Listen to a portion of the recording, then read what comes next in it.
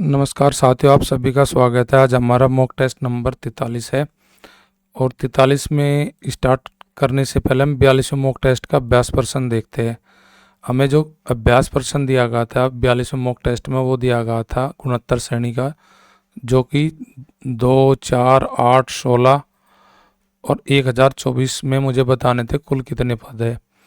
तो 1024 को अगर मैं देखता हूँ 2 के बेस में तो ये बन जाएगा कितना जी। पहले हम बताया कि 1024 जो है वो 32 का स्क्वायर है और 32 को 2 के पावर में अगर हम लिख सकते हैं वो लिख सकते हैं 2 की पावर 5, यानी कि 2 की पावर की 5 के ऊपर पावर 5, पावर के ऊपर 5 है तो ये हो जाएगा 2 की पावर 10। तो यानी कि 1024 है जो कै का पद है जी 10वां। तो मेरा आंसर हो जाएगा राइट इस क्वेश्चन के लिए ऑप्शन बी। आज का पहला क्वेश्चन, एक रेलगाड़ी अपनी दिशा में क्रम से 6 किलोमीटर 10 किलोमीटर प्रति घंटे की चाल से भागे आ रहे दो व्यक्तियों क्रम से 25 सेकंड और 27 सेकंड पार कर जाते हैं। रेलगाड़ी की चाल बतानी किलोमीटर प्रति घंटे में। देखो जी, एक दिशा में कोई दो व्यक्ति जा रहे हो, दो ट्रेन जा रही हो, तो उनकी चालों में हम अंतर करते हैं। चाल मैंने ली ट्रेन की, माना कि मेरी चाल x किलोमीटर है, तो पहले वाले व्यक्ति को पार करने में उसकी स्पीड हो जाएगी x-6 और गुना 5/18, क्योंकि मीटर प्रति सेकंड में उसका निकालना नु है कि समय जो सेकंड में दिया पार करने में, तो गुना 25। तो रेलगाड़ी ने जब पहले व्यक्ति को पार किया होगा वो अपनी लंबाई को पार किया होगा, जब उसने दूसरे व्यक्ति को पार किया होगा उससे भी अपनी लंबाई को पार किया होगा।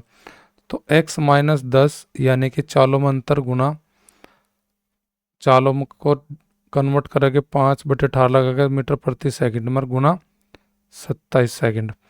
अब ये दोनों ट्रेन की लंबाई है हमारी, चाल गुना समय बराबर दूरी, यानी कि ट्रेन की लंबाई है, तो इन दोनों का मान हमारा इक्वल हो जाएगा। 5/18 से 5/18 कैंसिल, 25 की गुना कोष्ट में करेंगे यहाँ पे 25x माइनस का 150 और इधर हो जाएगा मेरे पास बराबर 27x माइनस 270। तो यहाँ पे मेरा हो जाएगा 25 और 27 का अंतर कितना 2x और बराबर हो जाएगा 270, 150 का अंतर 120। तो यहाँ पे x का मान जब 2 से मैं डिवाइड करूँगा से तो x का मान आ जाएगा मेरे पास 60 किलोमीटर प्रति घंटा, जो कि ट्रेन की चाल है जी। तो क्वेश्चन नंबर पहले का आंसर हमारा हो जाएगा ऑप्शन सी। नेक्स्ट क्वेश्चन है हमारे पास, दो व्यक्ति है P और Q 9600 रुपये लगाकर 9600 रुपये लगाकर व्यवसाय स्टार्ट करते हैं। P ने Q से M महीने कम निवेश किया, यानी कि M महीने कम रखी अपनी पूंजी व्यापार में, और M का ही मुझे मान निकालना सवाल में। और यह देखते हैं कि P का लाभ का हिस्सा 2400 रुपये है, साथ ही P ने Q से 1600 रुपये कम निवेश किए थे और वर्ष के अंत में अर्जित लाभ जो कुल है वो कुल लाभ है जी 9600 रुपये। तो देखिए सबसे पहले दोनों ने इकट्ठे रुपये लगा रखे जी, P और Q प्लस कितने हैं जी 9600 रुपये, और उन दोनों का जो अंतर है यानी कि Q से P ने कितने रुपए कम लगा रखे जी, Q और P में अंतर जो है जी 1600 रुपये का है।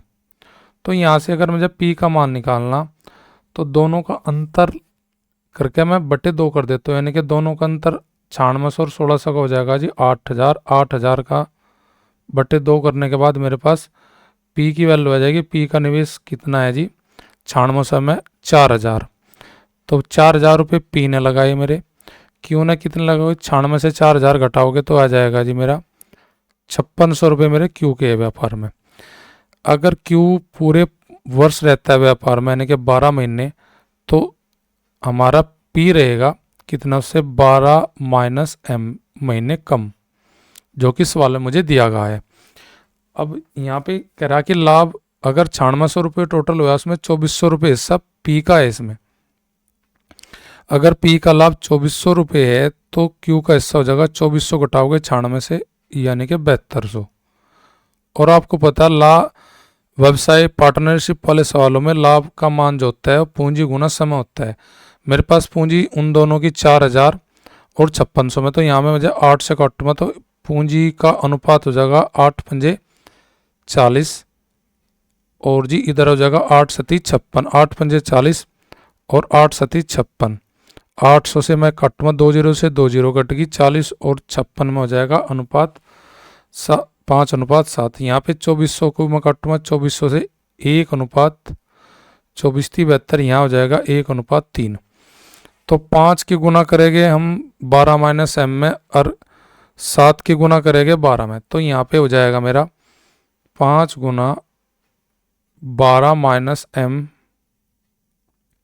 बटे 12 सते 84, 12 की 7 में गुना करेंगे 12 सते 84 बराबर ये पूंजी गुना समय बराबर पूंजी गुना समय और बराबर हमारा लाभ, लाभ का अनुपात हो जाएगा कितना जी 1:3 यानी कि 1/3। अब यहाँ पे इन दोनों की क्रॉस मल्टीप्लाई करके मैं m की वैल्यू निकालता हूँ। देखो जी 5 गुना करेगा 12 पंजे 60 और 60 में गुना करेगा 3 तो ये हो जाएगा 180 और माइनस 5 m की गुना करेंगे 3 में ये हो जाएगा 15 m और बराबर ये हो जाएगा दर मेरा 84। देखो यहाँ पे 180 और ये 84 इनका अंतर इधर लाएगा 84 को घटाएंगे तो यहाँ पे अंतर आ जाएगा मेरे पास 96 जी, और ये इधर जाएगा 15 m हो जाएगा प्लस का 15 m। m की वैल्यू निकालने के लिए 96 को भाग करेंगे 15 से, तो 96 को जी 15 से भाग करेंगे तो मेरा m की वैल्यू आ जाएगी। m की वैल्यू आ जाएगी कितनी जी 15 छिक्का 90 बच गए 6 लगा पॉइंट हो गए 60, 15 चौका 60 यानी कि 6.4 मेरा आंसर हो जाएगा m के लिए। तो m ने कितने माह कम रुपए लगाए थे p से q से 6.4 माह। क्वेश्चन नंबर 3, दूध और पानी का में दूध का अनुपात मुझे पास 60% दिया है मिल्क का, और जी वाटर का मेरे पास हो जाएगा फिर 40, और ये टोटल घोल मेरे पास दिया है विलियन 40 लीटर। इसमें कितना दूध और मिलाया जाए ताकि दूध की मात्रा 75% हो जाए। 75 अगर दूध है तो पानी हो जाएगा मेरे पास 25, तो 20 से काटेंगे यहाँ पे 20 दूनी 40 20 तिया 60, 3:5 का जोड़ करेंगे टोटल यूनिट हो जाएगी 5। 5 यूनिट में मेरा है दूध टोटल 40 लीटर, तो 1 यूनिट का मान हो जाएगा मेरे पास कितना 8 पंजे 40। अब यहाँ पे देखते हैं 5 की गुना करेंगे तो दूध है पुराने मिश्रण में कितना 8 तिया 24 और पानी है कितना जी 8 दूनी 16। अब दूध मुझे मिलाना है तो 24 प्लस x बराबर 25 से कम 25, 25 थी 75, तो 3:1 के अनुपात में मुझे करना है। क्रॉस मल्टीप्लाई कर लीजिए, यहाँ पे x की गुना करेंगे 24 प्लस x में 1 की गुना तो ये हो जाएगा 24 प्लस x और बराबर 16 थी 48। x की वैल्यू काटने के लिए 24 और 48 का जो अंतर आएगा वो मेरा x की वैल्यू आ जाएगी, तो 24 48 की जो अंतर आएगा वो आएगा जी 24, और 24 लीटर ही मेरा मान आएगा जो मुझे दूध मिलाना है। ऑप्शन हो जाएगी right, option D. Next question 7 centimetre त्रिज्या वाले एक ठोस धातु अर्धगोले को पिघलाकर 7 सेंटीमीटर आधार वाला शंकु में ढाला गया है। शंकु की ऊंचाई बतानी है मुझे। देखो अर्धगोले का गोलार्ध यानी कि हेमिस्फीयर का जो आयतन होगा गोले का आयतन बराबर हो जाएगा किसके बराबर जी मेरा शंकु के बराबर। शंकु का आयतन यानी कि अगर कोई आकृति को घोलकर दूसरी आकृति में डाला जाता है तो उनका आयतन हमारा सेम रहता है। तो गोले अर्धगोले का आयतन हमारा क्या होता है जी 2/3 गुना पाई आर की क्यूब। शंकु का आयतन होता है 1/3 पाई आर स्क्वायर एच। यहाँ पे पाई से पाई कैंसिल हो जाएगा, यहाँ पे 3 आर है यहाँ पे 2 आर है, तो क्योंकि आर दोनों जगह मेरी कैंक सेंटीमीटर है जी 7 सेंटीमीटर, तो यहाँ पे आर की 3 बार गुना करेंगे और यहाँ पे 2 बार यानी कि 7 गुना 7, तो 2 7 कैंसिल हो जाएगा तो 1 7 बचेगा। यहाँ 3 से 3 तो यानी कि ऊपर 7 और 2 की गुना करेंगे 14 और बराबर यहाँ पे मेरे पास जो बचा है ओनली क्या बचा है एच, और मुझे एच की ही मान निकालना था, तो एच के लिए मेरा मान हो जाएगा 14 सेंटीमीटर। अगर कोई आकृति को पिघलाकर दूसरी आकृति में डालते हैं तो उसका मीन्स है कि दोनों का आयतन समान है।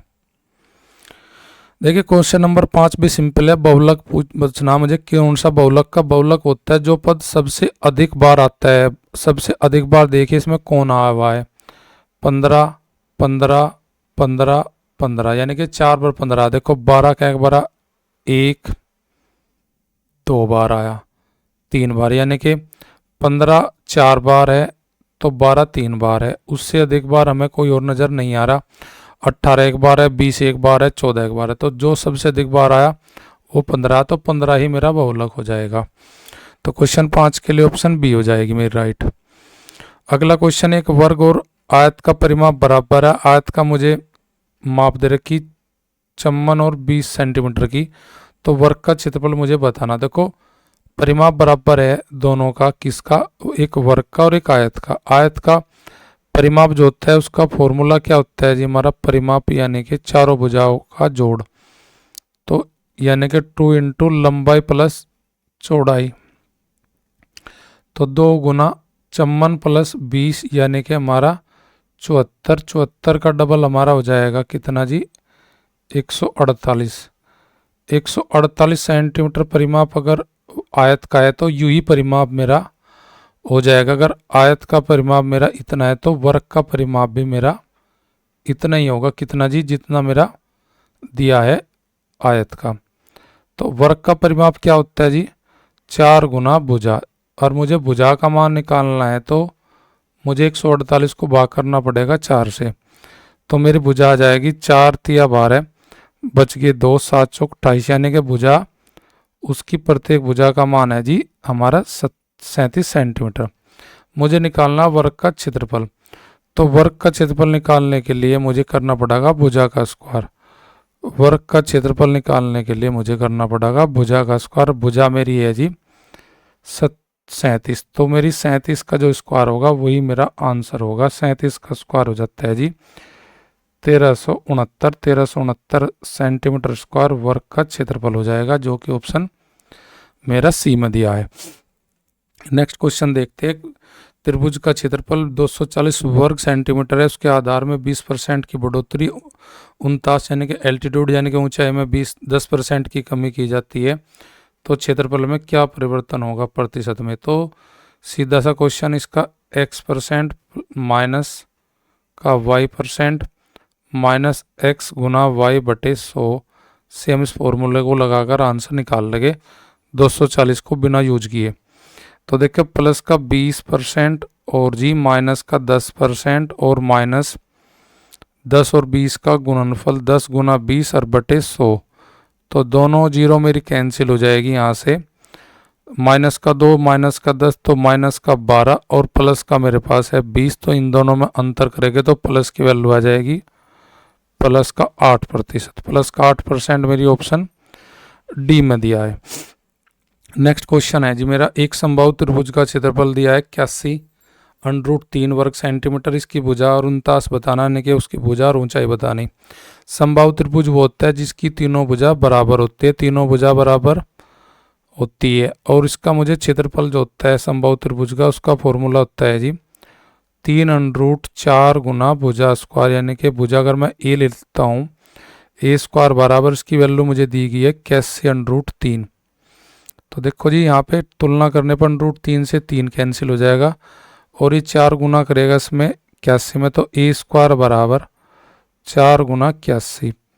अब ये ए स्क्वायर यहाँ पे चले जाएगा तो मेरा भुजा का मान वैल्यू आ जाएगा कितना जी 4 2 का 81 9 का, तो 9 दूनी 18, यानी कि 18 सेंटीमीटर की उसकी प्रत्येक भुजा हो जाएगी। तो 18 सेंटीमीटर के लिए मेरा ऑप्शन बी और सी में दिया, बी और डी में दिया, तो सी और ए मेरा आंसर नहीं होगा। अब थोड़ा इसकी ऊंचाई निकालते हैं। समबाहु त्रिभुज की ऊंचाई निकालना यानी कि हमें इसका निकालना 49 की वैल्यू, तो इसकी ऊंचाई हाइट निकालने के लिए उसके लिए फॉर्मूला होता है हमारा √3/2 गुना भुजा। मेरे पास भुजा का मान क्या दिया है जी, भुजा का मान दिया है जी 18, तो जहाँ भुजा है वहाँ पे मैं लिख लेता हूँ जी 18।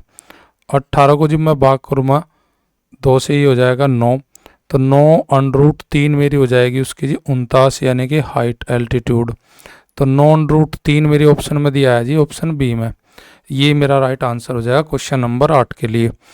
क्वेश्चन नंबर 9, एक आदमी अपने घर से एक पार्क तक 4 किलोमीटर की चाल से जाता है, यानी कि घर से गांव पार्क के लिए किस चाल से जी 4 किलोमीटर प्रति घंटे की चाल से, और वापसी में आता है जो किस चाल से जी 6 किलोमीटर प्रति घंटे की चाल से। वापसी की इसकी चाल है जी 6 किलोमीटर प्रति घंटे की चाल से।